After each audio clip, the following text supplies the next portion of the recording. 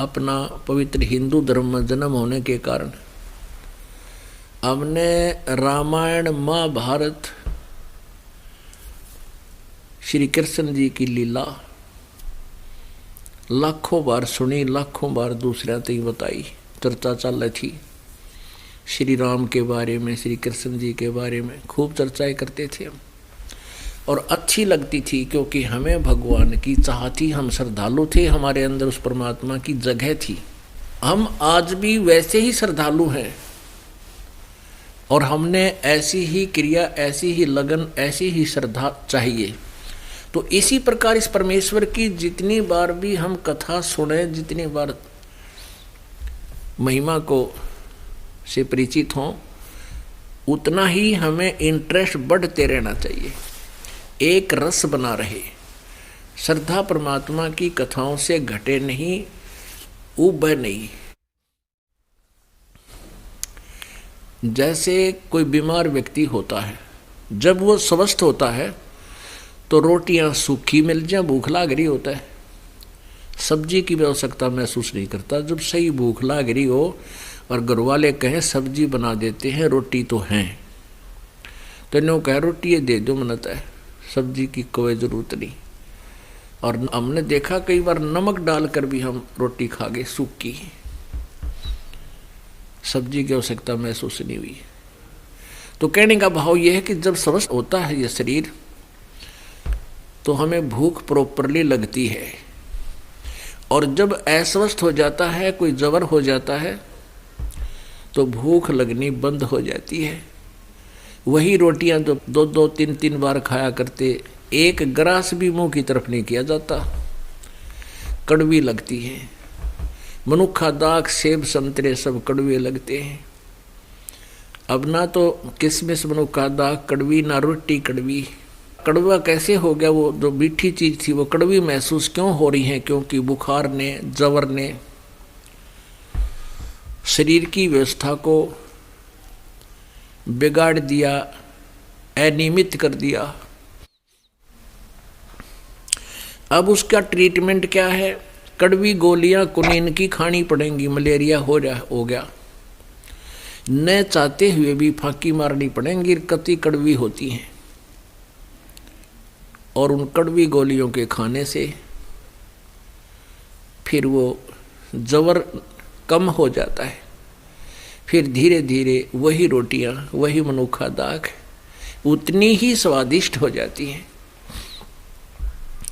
तुलसी पिछले पाप से हरि चर्चा ना भावे, और जैसे जबर के बेग से भूख विदा हो जावे।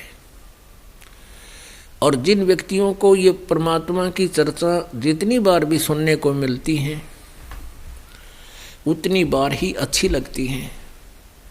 जैसे इस रोटी सुबह भी खाते हैं, भूख लगी और शाम को भूख नहीं लग रही, रोटियों में रुचि बनी नहीं भोजन में, तो समझो आपका कोई गड़बड़ी होगी, आपका शरीर स्वस्थ नहीं है। तो उसका क्या ट्रीटमेंट है कि उसके लिए फिर टेबलेट, गोली, डॉक्टर का संपर्क करें, और फिर स्वस्थ होते ही फिर अच्छी लगेंगी। दोनों टाइम ही भूख लगती है और लगनी चाहिए। इसी प्रकार परमात्मा की जो महिमा है, ये आत्मा की भूख है, आत्मा का आहार है।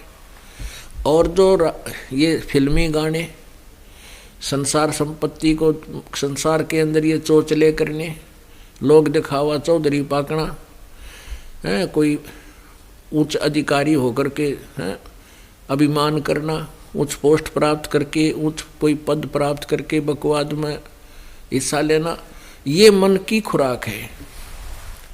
बीड़ी, शराब, मांस, तम्बाकू, नाचना गाना, डीजे बजाना, ये मन का आहार है।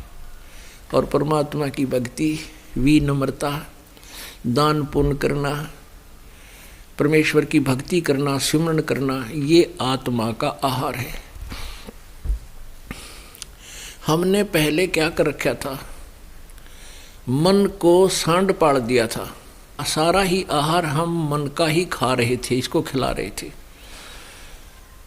और अब हमें ज्ञान हुआ तो हमने इसके आहार पर कति बैन लगा दिया और आत्मा का आहार बढ़ा दिया, तो आत्मा इससे तगड़ी होती चली जाएगी और यो वीक हो जाएगा, कमज़ोर हो जाएगा और ये इसकी बकवाद बंद हो जाएगी। एक समय आदरणीय गरीबदास साहिब जी, जो कि किसान परिवार में जन्मे थे, किसान थे, जाट थे, और उनके कुछ शिष्य भी किसान थे, उनको यही ज्ञान समझाते थे कि भाई जो तुम चोचले करते हो ये मन का आहार है, इसको कम कर दो।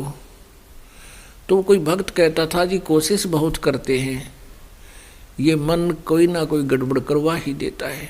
परमात्मा बोले भाई जैसे, बोला जी कैसे इसे न रोकें। तो उदाहरण दिया था कि तेरे पास 2 बैल हैं, हाँ जी 2 बैल हैं, और दोनों बैलों में से एक तगड़ा भी है, हाँ जी एक तगड़ा है, वो दूसरे बैल को जो वीक है, कमज़ोर है, उसको आहार नहीं करने देता है, क्योंकि खेतों में एक टोकरे में दोनों बैलों को आहार चराते हैं, चारा चराया करते हैं। तो परमात्मा ने, गरीबदास जी ने कहा तो आप क्या करते हो?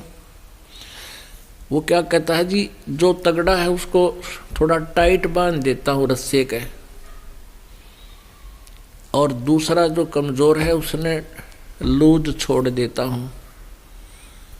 तो वो जो मारने वाला है वो उसको हानि नहीं पहुँचा पाता और वो वीक भी आराम से उसका आहार खा लेता है, अपना काम चला लेता है। तो गरीबदास साहिब जी ने कहा कि ऐसा ही करो, इस मन रूपी सांड ने थोड़ा सा टाइट बांध दो और इस आत्मा को भक्ति में लगा दो, इसको लूज छोड़ दे। ऐसा ही करने से क्या होगा कि कुछ दिनों में जो तेरा दूसरा कमज़ोर बैल है वो तगड़ा हो जाएगा और उसका स्वभाव मारने का नहीं है दूसरे को। तो ऐसा ही किया गया। तो पुण्यात्माओं, अब हमने इस मन को टाइट कर लिया थोड़ा और आत्मा का आहार बढ़ा दिया है। अब ये आत्मा इतनी प्रबल हो जाएगी, इसके मन के पंजे टक्कर नहीं दे भैया, इस मन को ये बकवाद नहीं करने दे।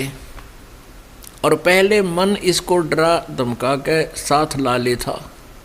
अब हम परमात्मा के ज्ञान से, परमात्मा की ओट में, परमात्मा के सहारे से हम मन के सभी जो चोचले हैं उनको कंट्रोल कर रहे हैं। हम देखा करते थे, गांव में दास का जन्म था, हमने देखा कि हमारी बहन बेटियां, माता, चाची, ताई, कोई भी ऐसा विशेष आडंबर नहीं करा करती जो आजकल चल पड़ा। ओठों को लाल कर लेना, नाखूनों पर पॉलिश लगाना, हाथों में मेहंदी लगाना और 36 पंगे करना, ये पहले बिल्कुल नहीं होता था। अब इस धीरे धीरे अब गाँव में भी ये आग पहुंच गई जो फिल्मों के अंदर देखते हैं। तो ये इस प्रकार की जो बकवादे हैं ये भक्तों के लक्षण नहीं होते। अपने साफ सुथरे कपड़े पहने, मन को स्वच्छ रखे, भगवान की भक्ति में इसको लगाए रखे। तो प्रश्न तो चल रहा है कि वो परमात्मा, परमेश्वर कबीर जी अपनी प्यारी आत्माओं को यथार्थ ज्ञान देने के लिए स्वयं ही यहाँ धरातल पर आते हैं और वो परमात्मा जो हमें सत्य कथा, सत्यनारायण कथा बताकर जाते हैं, उसको जब सुनने हम लगते हैं तो हमें बहुत आनंद आना चाहिए। जैसे रामायण महाभारत को हम कितने सुना करते थे, लाखों वर्ष से ये रामायण, और लगभग मेरे ख्याल में सन 1990 में 89 में इसका नया प्रारूप बना करके एक मॉडर्न टाइप से बनावटी ये रामलीला बना के और टेलीविज़नों पर चली थी। देखे दुनिया कट हो गई थी, नो देखे 1 घंटा सबके में जाम हो जाया करता, नो काम छोड़ छोड़ के खेतों से भाग कर आकर टीवी पर बैठ जाते थे।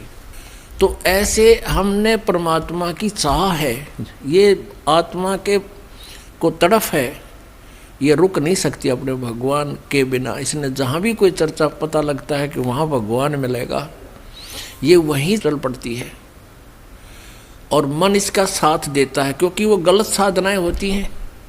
मन अर्थात ये काल है, ब्रह्म है, इसको पता है कि ये जिधर जा रही है इधर धक्के खाने दे, इसको मिलना कुछ नहीं, और उसका पूरा सहयोग देता है ये मन। चलते हैं बिल्कुल तगड़ा हो जाएगा, और मन माने 5,000 फुट ऊंचाई पर जा खड़ा करे, उड़ केदारनाथ पर अमरनाथ में, लेना एक ने देने दो। और जब ये यहाँ आने लगता है सतलोक आश्रम और इस यथार्थ ज्ञान से जब इसको परिचित कराया जाता है, तो अड़ियल घोड़े की तरह चारों पैर गाड़ देने, कति सुनना नहीं चाहता, 36 ऑब्जेक्शन कर देता है। लेकिन परमात्मा के ज्ञान में इतनी प्रबल शक्ति है, जो पुण्यात्मा इस ज्ञान को 2, 4, 10 बार सुन लेगी, किसी भक्त या किसी पुस्तक को पढ़ ले, दास के द्वारा रची हुई जो पुस्तक है, फिर ये आत्मा प्रबल हो जाती है, ये आहार है इसका, फिर ये मन इसको रोक नहीं पाता। ये सत्यनारायण कथा है, जो पुण्यात्मा 2-3 बार इसको पढ़ लेती है तो उसके अंदर एक विशेष पावर आती है भगवान कबीर परमेश्वर की, और साथ में ज्ञान रोशनी हो जाती है।